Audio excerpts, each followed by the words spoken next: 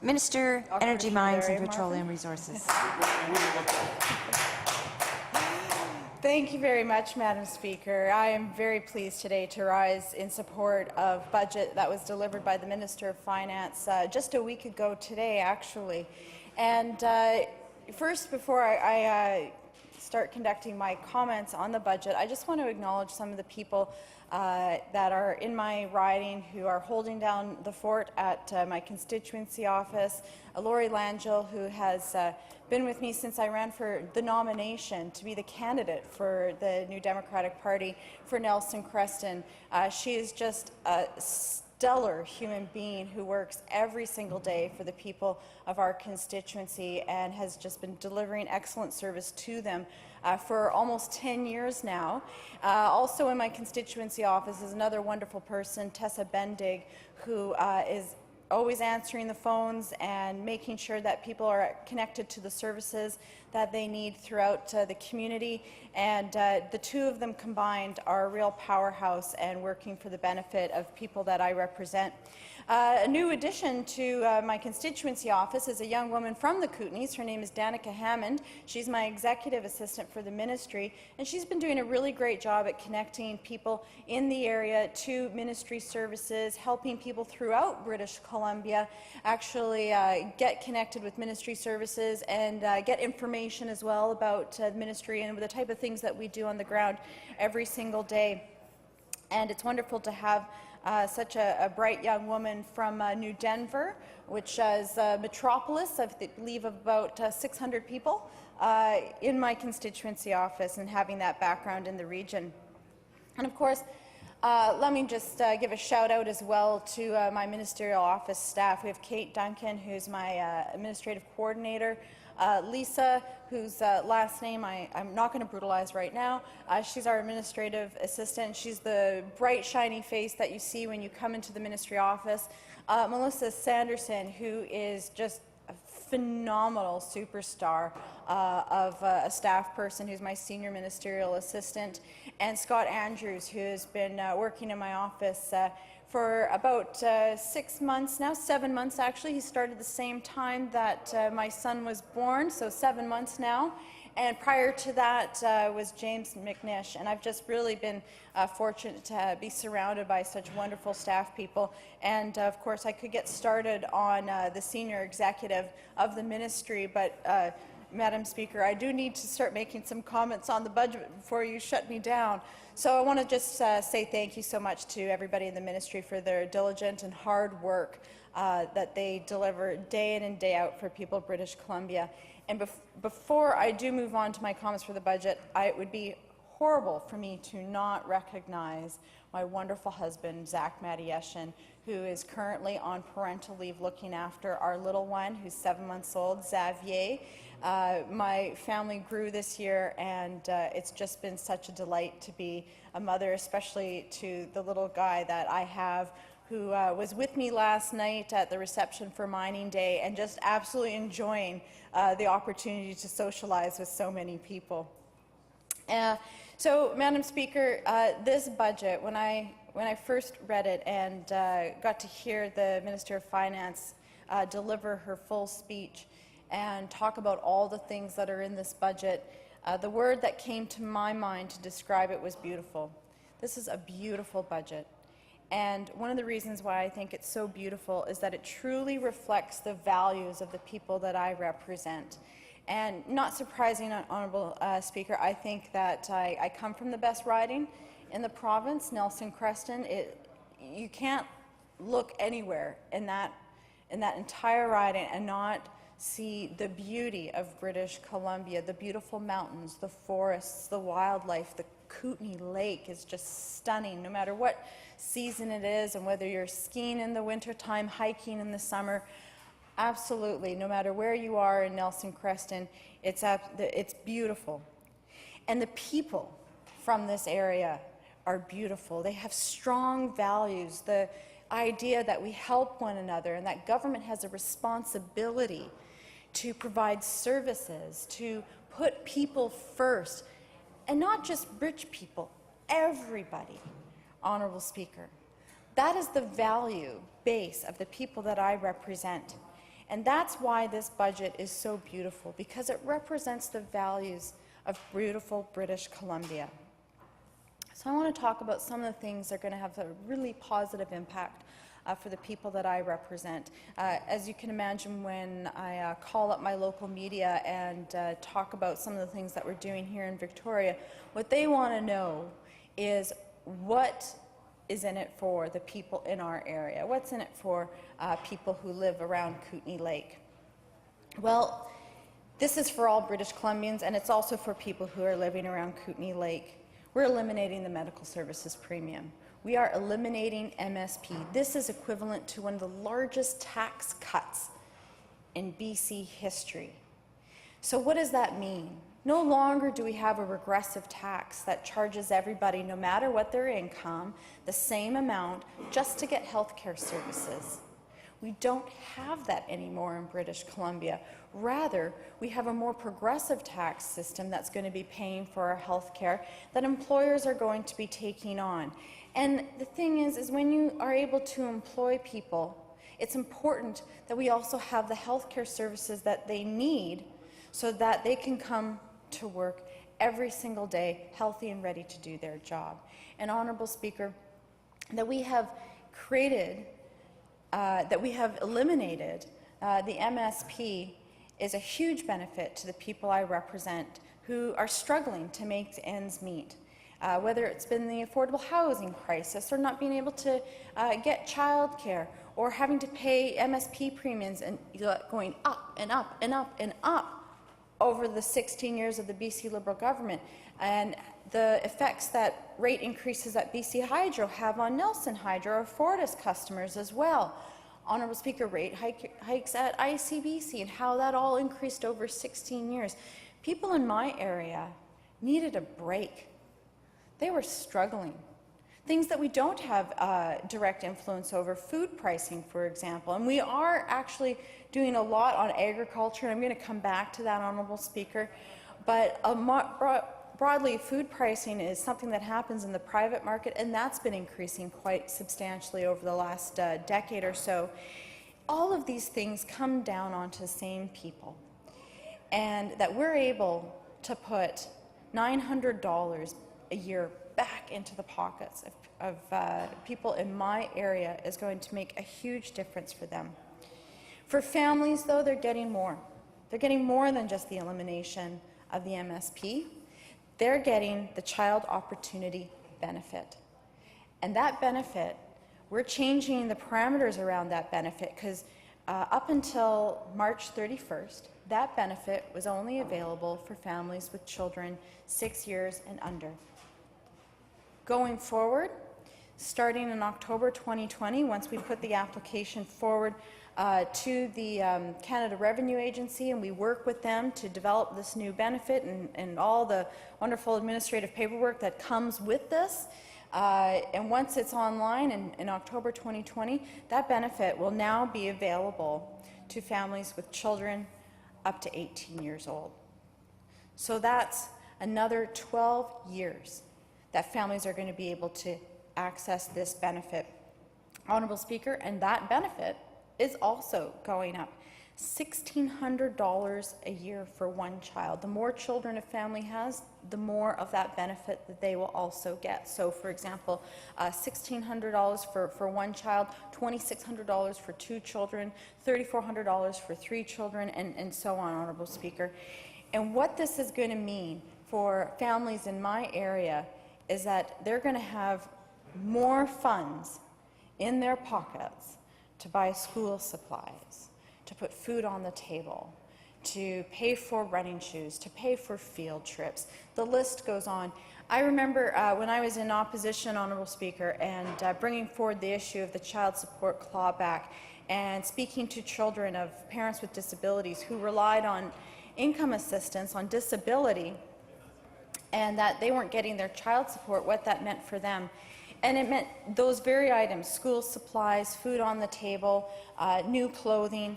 But I remember this one girl, she was 14, and she just really wanted to go to the movies with her friends and not have to ask her friends to pay for her. She wanted to pay for herself. She wanted the dignity to pay for herself to just go hang out with her friends like a normal 14-year-old.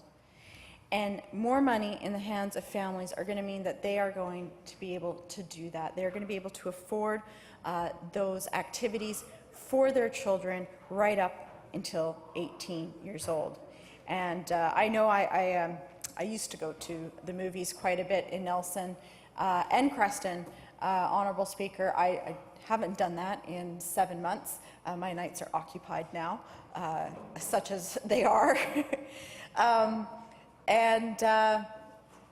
You'd always see the teenagers at the early show in the evening. So something as simple as being able to spend time with your friends, and now that families are going to be able to afford that more, is a good thing, not only for the families, but for my local movie theatre and its viability as well. Honourable Speaker, though, I did mention about disability. I was talking about my past experiences. So one of the first things this government did when we, actually the very first thing we did as a cabinet was we raised income assistance rates and disability rates by $100 a month. Well, those rates, and we're all very proud of that, thank you very much. We're all very proud of that, and guess what, Honourable Speaker, we're doing it again. We're raising rates again by $50 a month. People living in poverty, struggling to get by, it doesn't need to be so difficult, and that this government is prioritizing their needs is something I'm very proud of, and I'm very proud to be working with my colleagues who prioritize everybody of all incomes every single day and looking to make a more equitable society.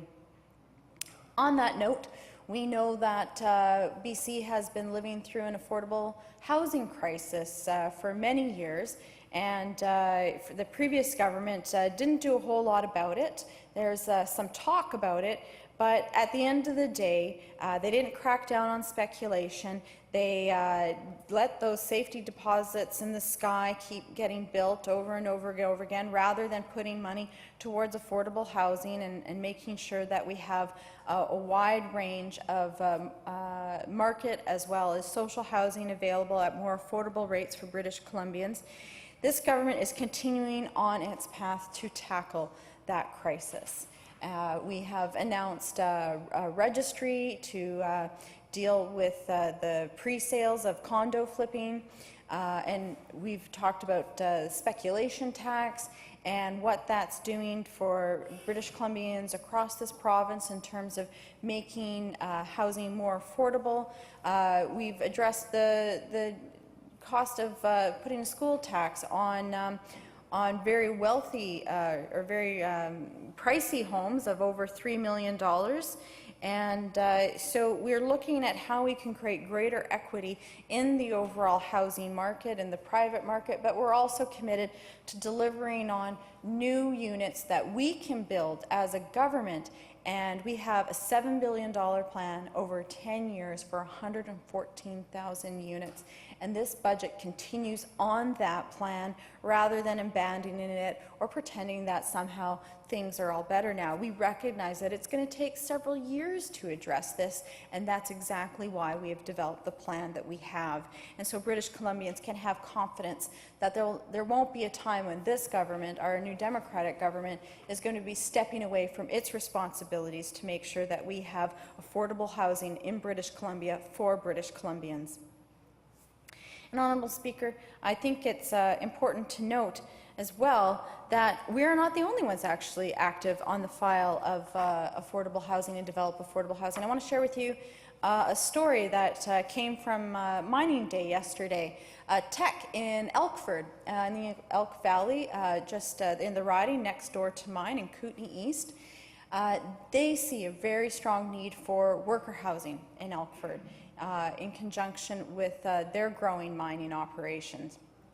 And so they are investing in modular homes for their workers, and once those homes are no longer needed for their workers, I've been told that they're going to be gifting that for seniors housing, so that we can address the need for seniors housing, so that seniors can stay in their community of choice longer. And this is a really big issue in rural BC, where a lot of seniors will find that they can't afford their long-term home, their family home. It's maybe too big for their needs anymore and so on, and they're looking to downsize, but there's not a lot of opportunities or not a lot of places for them to downsize to. And so that this will now be available to them at an affordable level in Elkford, I think is very, very positive. And when companies like Teck are getting involved in taking care of their communities where they operate, it just shows the extent to how many British Columbians, companies, industry, individuals, government are getting involved and taking this issue very seriously. And of course, Honourable Speaker, I have to point out that it's really disappointing when I hear members opposite talk about things such as their constant criticisms of these mechanisms that are actually increasing affordability. So members opposite have obviously criticized the real estate speculation tax, and they want it to end. Well, what would that mean, Honourable Speaker? That would mean $200 million per year to owners of BC's 2% most expensive homes by eliminating the progressive component of the school tax, which is something I mentioned earlier because it applies only to $3 million homes and more.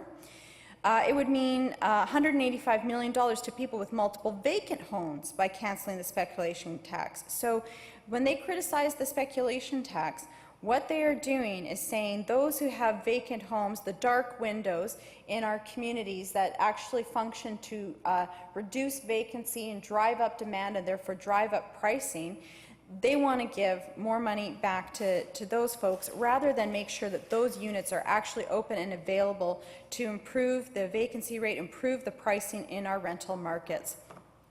So, Honourable Speaker, it's clear to me when I listen to members opposite that their dedication to affordable housing is lacking, which is in stark contrast to what we're seeing from this government, but also British Columbians, companies all throughout the province. Honourable Speaker, another area that is going to be benefiting people in my constituency is the elimination of interest on BC student loans. So I have several students that I represent. I represent two post-secondary institutions from the public side, Honourable Speaker, Selkirk College and College of the Rockies over in Creston. But I also have several private institutions where students are able to access BC student loans. The traditional Chinese medicine school is one. We have an Art Therapy Institute, which is another, offering both undergraduate and graduate degrees. And the list goes on, Honourable Speaker. Now that students are not going to have to pay interest on their BC portion of their student loan means more money in their pocket when they need it. When you graduate from post-secondary education and you have this huge burden of debt, because as we know, under the BC Liberals, tuition jumped. And the rate for student loans, Honourable Speaker, was the highest in the country under their watch.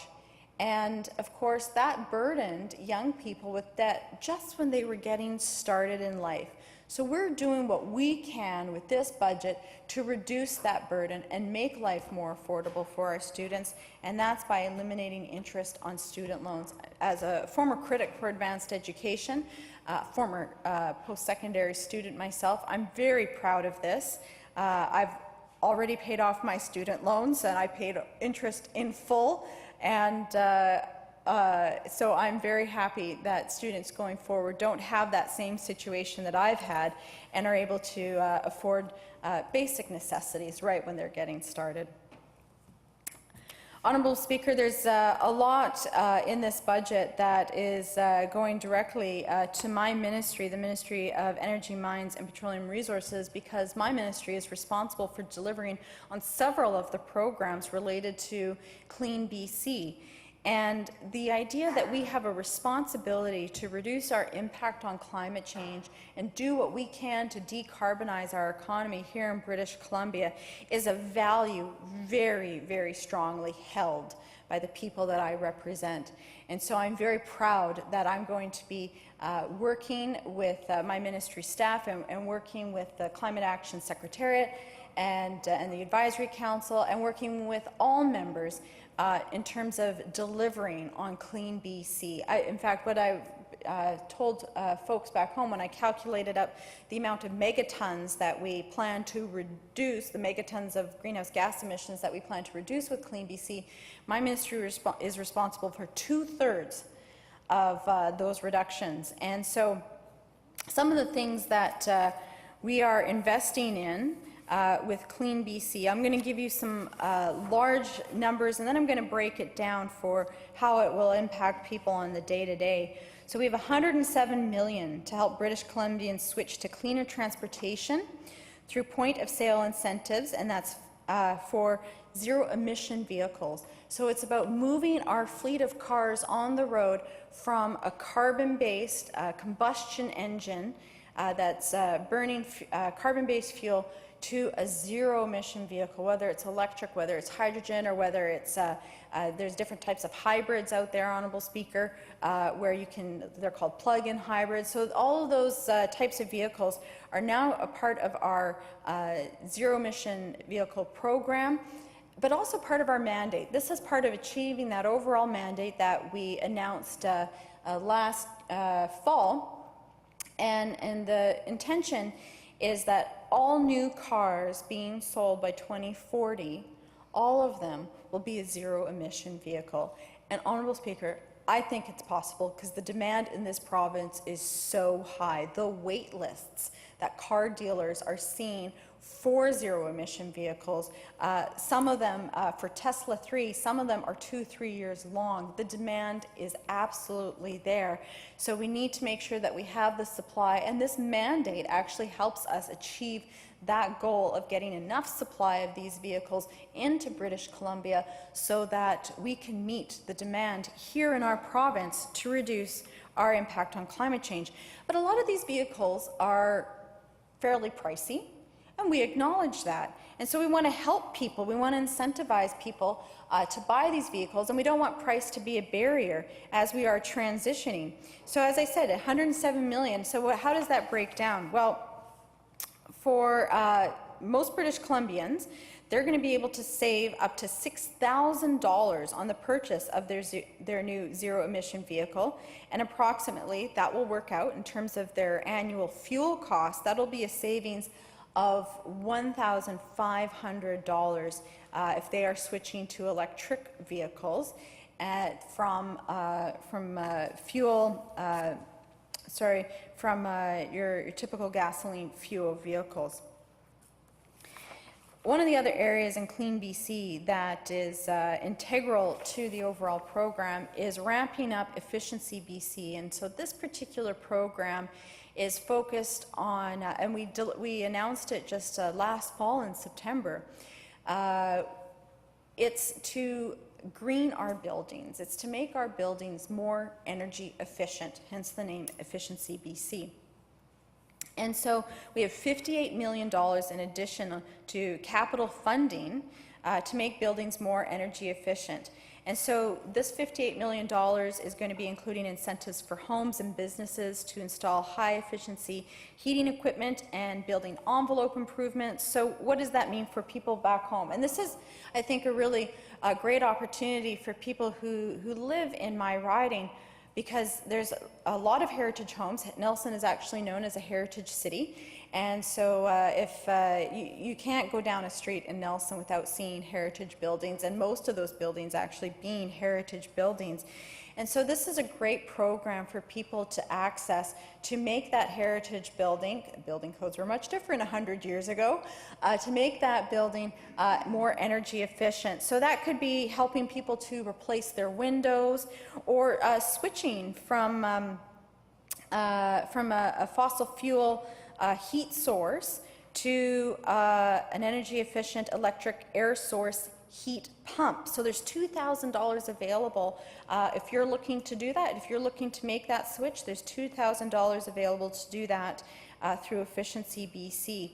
Or if you want to upgrade to a high efficiency natural gas furnace, therefore reducing your overall energy outputs, there's $700, up to $700 for that. And as I mentioned about windows and doors, I love my 100-year-old windows, and I love my 100-year-old door, but I really do need to replace that door, Honourable Speaker, because it is not efficient. Let me tell you, it is just not efficient.